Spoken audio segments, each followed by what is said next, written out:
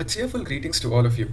Communications has grown tremendously, starting from the first call on telephone made by Graham Bell in 1876 to controlling satellites light years away from the Earth. I take a moment to thank the authors Zhang Pan Yu Wang for contributing to the MM-Wave systems through their SVD-based low complexity hybrid precoding design technique. Now, myself Jiva Keshav and Shiva would like to present our understanding of this work and explain the linear algebra concepts in the same. This slide contains the content for today's presentation. When we have multiple receivers receiving data from a transmitter and expecting a higher throughput, spectral efficiency, and low latency, the demand for being capable to serve multiple users at the same time increases. Hence, multiple streams of data has to be transmitted through their respective receiver simultaneously. This can be achieved through precoding or beamforming. Beamforming is implemented using phased array antennas to direct the beam towards a specific user. Different types of beamforming are analog beamforming, which is the simplest method with a single phase being changed in the analog domain. The output of a single RF transceiver is split into number of parts corresponding to the number of antenna elements in the array. The next one could be digital beamforming. Here each antenna is fed by its own transceiver and data converters. Multiple users can be served simultaneously by forming effective beams with appropriate coefficients. Digital beamforming requires more hardware and signal processing, leading to increasing power consumption, particularly at MM wave frequencies where several hundred antenna elements are possible.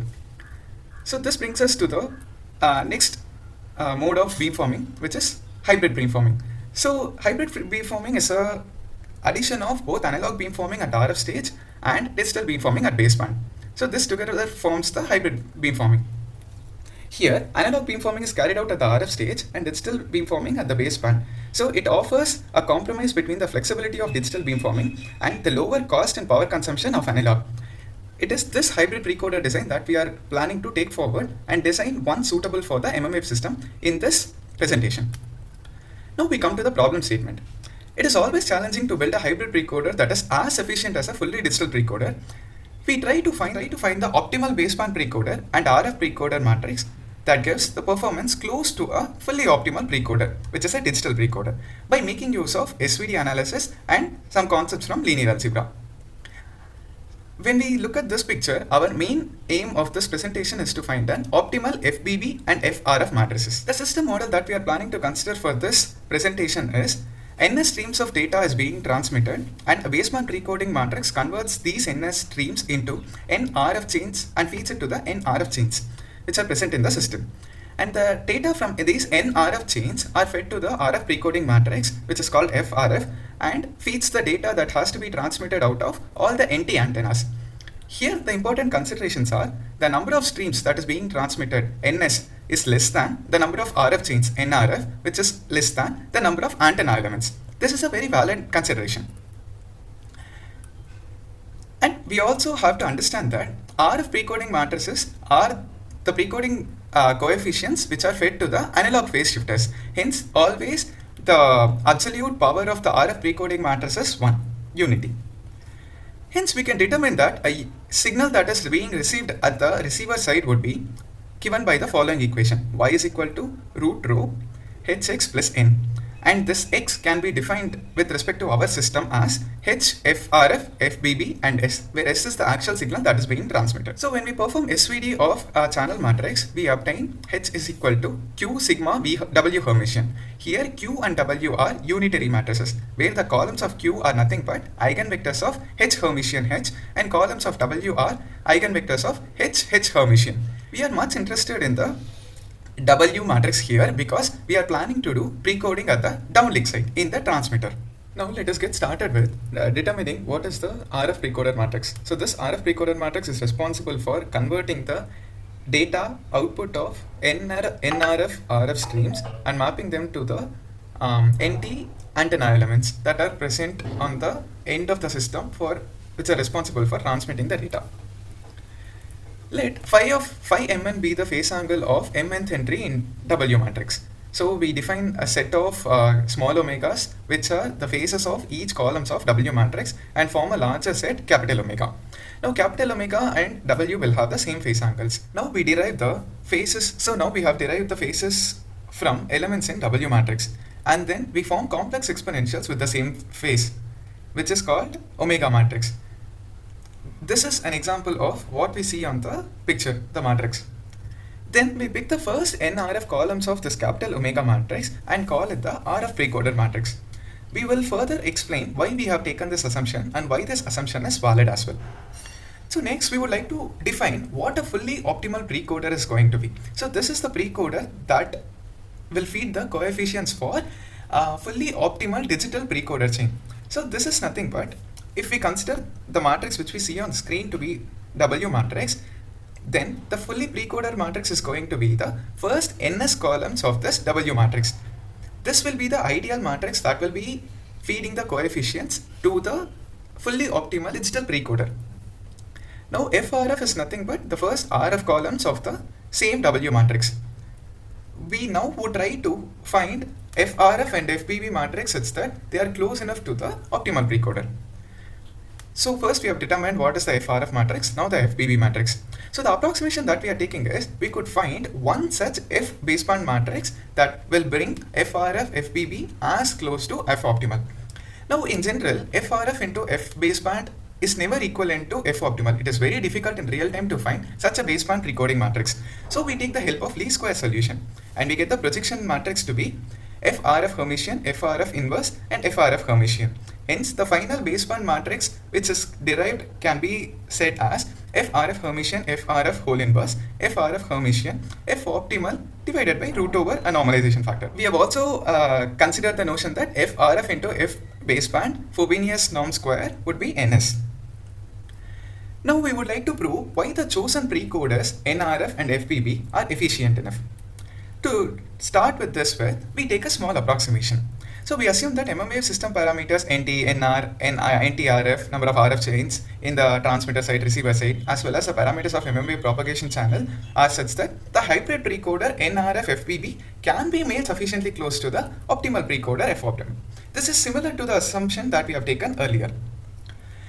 If this assumption is valid, then the eigenvalues of the matrix INS minus F optimal Hermitian FRF FBB, FBB Hermitian FRF Hermitian F optimal are small. Hence, this mathematically leads to F optimal Hermitian FRF FBB being close to the identity matrix with NS rows and columns. Hence, minimizing the distance between F optimal and FRF FBB is equivalent to maximization of trace of F optimal Hermitian FRF FBB.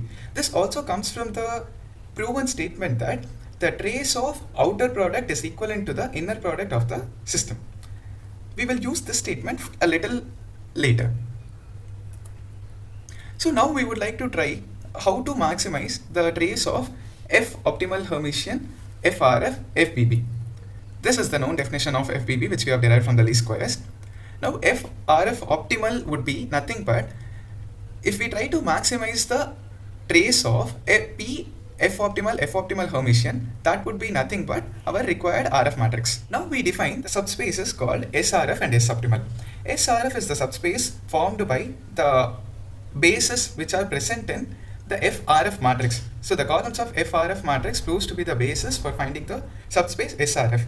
And S optimal is nothing but the subspace which is formed by the basis from the columns of F optimal matrix that we have explained earlier.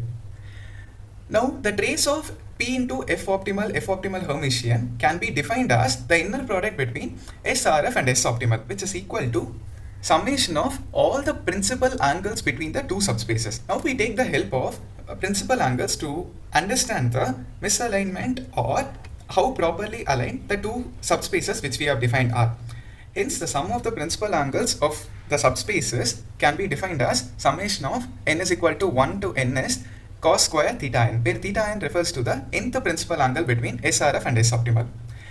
Hence now our problem is slightly modified to finding an subspace RF such that the principal angles between FRF and S optimal are smallest.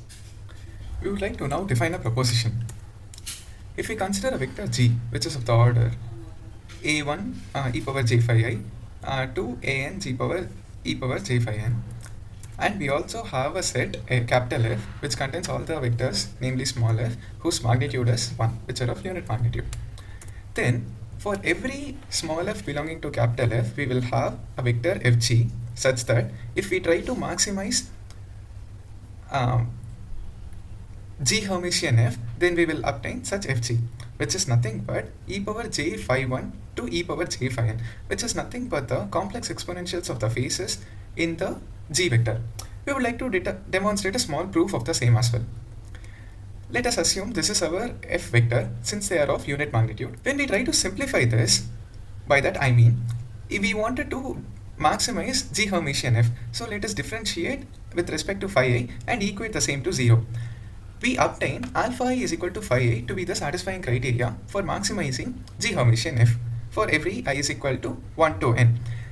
This leads us to the conclusion that whenever we want to maximize such G Hermitian f, always f takes the angles which are the complex exponentials of the G matrix. If we assume that the columns of FRF which are given earlier, which are the faces of the first NRF columns of W matrix, can form orthonormal bases for the subspace SRF, then with the help of proposition 1, we can say that trace of P F optimal Hermitian, which is equal to summation of all the principal angles, is capable of achieving the maximum value.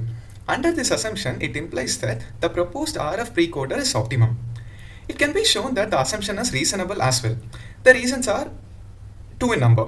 The first reason is omega n, which comes from the phases of Wn, also maintain the orthogonality condition to some level approximately. The second validation is that owing to the large number of transmit antennas in the MM-wave system, FRF Hermitian FRF will be equal to NT times the identity matrix itself with a high probability. Hence, because of these assumptions, we can say that the proposed precoder design is suboptimal. So we would like to conclude this with the advantages of this method. In this method, we need not perform the SVD for finding all the elements of the W matrix. The reason is, since we are only using first NRF columns of the matrix in maximum, because NS is smaller than NRF, we need NRF first columns for finding what is the FRF precoder and first NS columns for finding the optimal precoder. For finding both of them, we can use truncated SVD instead of SVD. This reduces the complexity of the SVD analysis by a significant amount. And through this presentation, we have also proposed a new design for the hybrid precoder, which can be implemented for the MM-wave systems. Some simulations have also been reported by the authors that the spectral efficiency of the new design is close to the optimal precoder, and also that the proposed method has a broader scope for the MM-wave systems because of the acceptable performance and low complexity. We thank the professor for giving us an opportunity to explore a new application in the field of linear algebra and communications. Thank you.